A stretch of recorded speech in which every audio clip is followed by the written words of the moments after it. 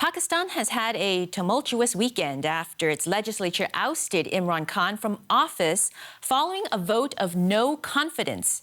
Given the country's political polarization and the power of the military, there were concerns any impasse would lead to further instability.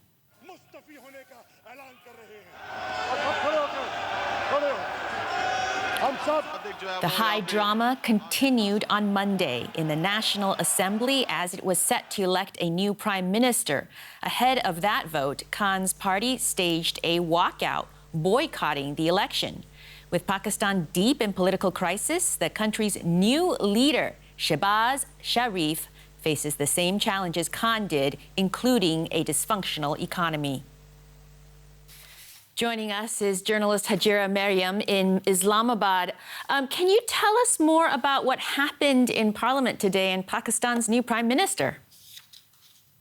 Yeah, so basically today, the session was carried out in order to vote for the new prime minister of Pakistan, and Imran Khan's Pakistan Tehreek-e-Insaf party, the members, they resigned en masse, and then a vote was carried out, and now Shehbaz Sharif, he is elected as the prime minister of Pakistan, the 23rd prime minister of Pakistan.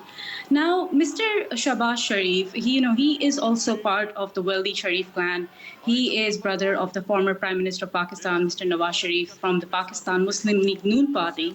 And even though he is not well known internationally, in the domestic sphere, he is a very famous politician and an administrator. He was the former chief minister of Punjab, and because of his administrative capabilities, he was able to carry out mega projects, in order for the development of the province. And unlike his brother Nawaz Sharif, Mr. Shehbaz Sharif is known to have a very amicable relationship with the country's military. Yeah, and that's really important. Now, before we talk more about the future, I want to back up a bit. You were covering protests this weekend. How were people feeling, and what were they telling you?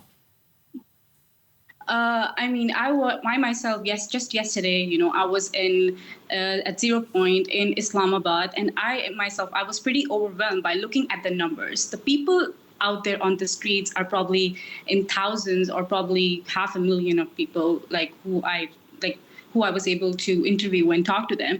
And it was pretty interesting because the first time it's probably one of the first few times when such a massive mass mobilization is taking place across major cities across Pakistan, and a few slogans that they have been chanting, people were chanting, were again, it was based on the sentiment of anti-Americanism.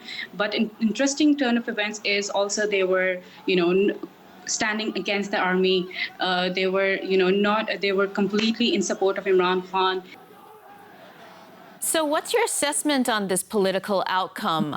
Did the rule of law and democracy prevail? You talked about the importance of the military in all of this. Yeah.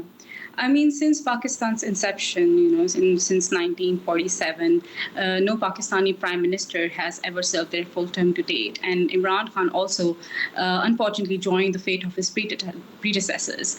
It's since 2018, and it is my own personal observation, since 2018 elections, I think military is now understanding that, they cannot really govern right at the forefront. Instead, what they do, they maintain these, they get these puppet regimes in order to, hold on to their power.